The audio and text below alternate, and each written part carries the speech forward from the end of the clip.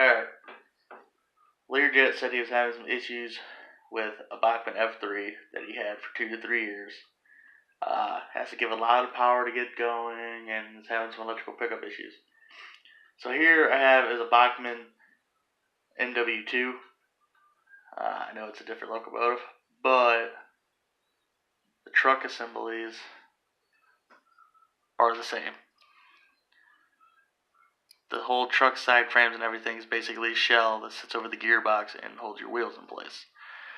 And there's actual little tabs here that you can pry up and will pop off the truck assembly so you can get inside.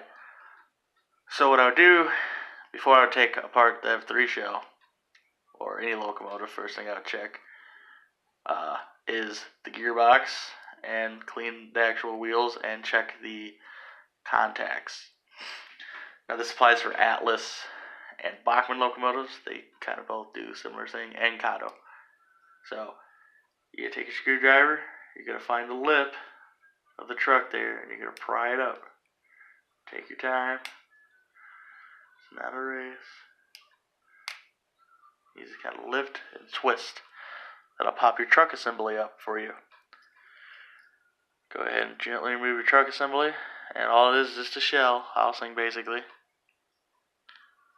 You can go ahead and set that there. You can see Bachmann really lubricated that a lot. I haven't even ran this locomotive that much. I still gotta break this in as well. But at this point, you can inspect all the gears, see if there's any dirt, grime, or anything in there that could be binding them. And then you can look at the copper contacts. The copper contacts are on the side of the frame of the truck, and the wires are welded in. And at this point, you could kind of hold your truck, and you can gently put some pressure. You can pop that wheel right off, and you can clean these bad boys up real good. Try not to lose it. Clean them up real good, and then you can inspect those copper contacts, see if they're dirty and discolored or whatnot. And at this point, you can use regular isopropyl alcohol like you have in the bathroom. Put on a Q-tip and wipe those contacts off and clean them up of all any kind of oil or residue, black residue and whatnot, like you saw on my Broadway Limited Elko. Clean those contacts up, and then clean your wheels up, and you can put them right back. So you can take your wheel here, we set it down in there, because this one contact sticks out pretty far. I'll take my screwdriver and press that contact right against the truck housing. And now I know I got that seated in there. Take your time. And I'm going to press that right in there. Boom, I hear the pop. And we're seated back. If you're worried about those contacts not touching the inside of the wheels, you can take your screwdriver and just gently, pry them up a little bit. You'll probably want to use a thinner one than this. Pry it, make sure we got contact. And we look good.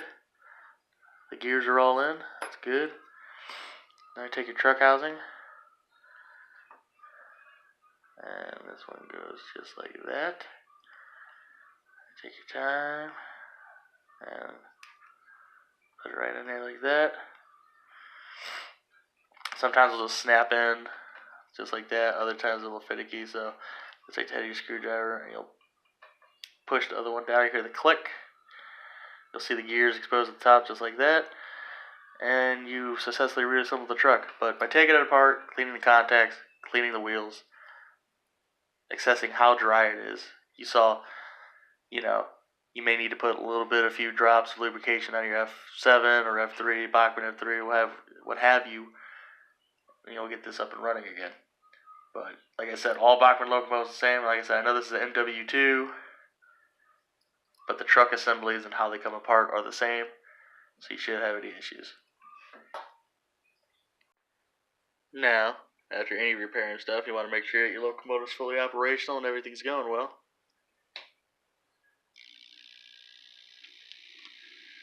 You got to pull the train there.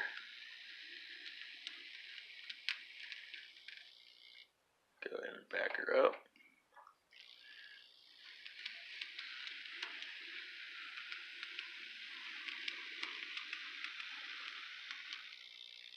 And And now I'm going to go ahead and break her in myself.